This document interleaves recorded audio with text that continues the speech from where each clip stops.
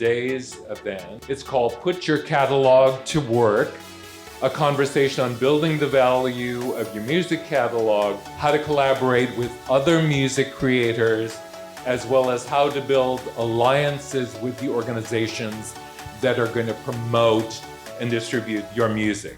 So what do you think is like the best way that a songwriter can present themselves to you? Making sure that your demos sound as professional as possible. It doesn't necessarily need to be mastered. It's a demo because it's really hard to take a voice note seriously. It could be the best song in the world, and if it's like a voice note or something that like just doesn't feel finished, it's going to be super difficult to be able to take it seriously. When you call your co-writer, what's the information that you really want to start things off with? I ask them what they do, and they say, well, typically, usually we do splits, or typically, and they start giving me all their traumas, like my traumas. And it's like, we got the same trauma. So look, how about we just put our traumas together and make good business happen? You know what I mean?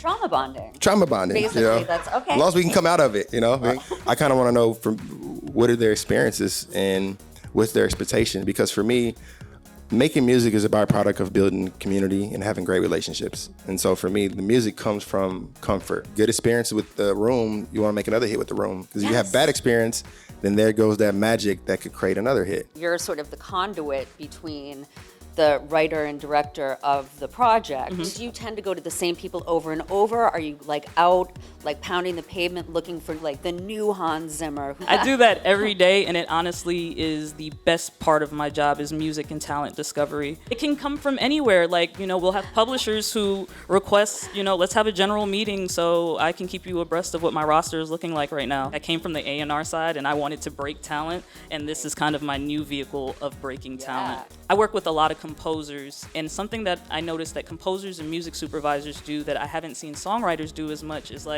have a reel available and set general meetings and figure out how to get into Netflix just to have the conversation so that I know you and that my team knows you, because honestly, the problems arise really quick on film. If I remembered that you were in the conference room last week, you're going to be the first one on my mind. And I know the question is, okay, well, how do I get there?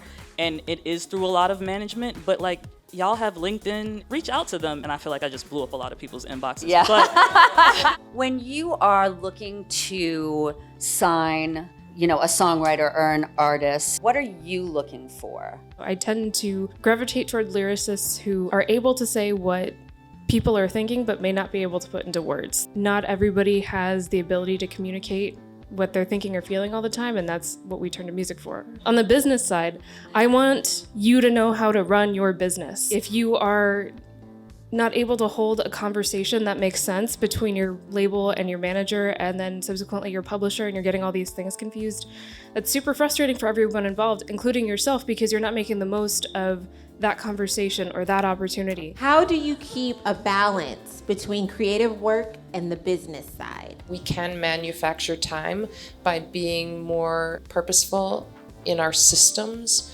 When we create standard ways of doing things, it invents time in our lives. Normalize that being in the music business is going to be days we do music and days we just do business, even if you're just learning and doing nothing. Even if you schedule thinking about business, you got to make it a priority. It's like, well, I'm done doing business, I'm going to work. It's like, no, keep yourself engaged in your business identity, because that's important. To be put in a room with other like-minded creatives, and who knows what kind of work of art you could come up with, through meeting another songwriter or artist or producer through a SONA event. Some takeaways for me would definitely be when Claire talked about the necessity of treating yourself as a songwriter as a business. If you don't have a team, you need to really be your team. And you will likely be taken a lot more seriously if you have a group of people vouching for you on top of yourself. That really struck a chord with me. There was so much good stuff. I'm not even kidding you guys. My cup is overflowing. I need to marinate in all this goodness, and that's definitely a good thing.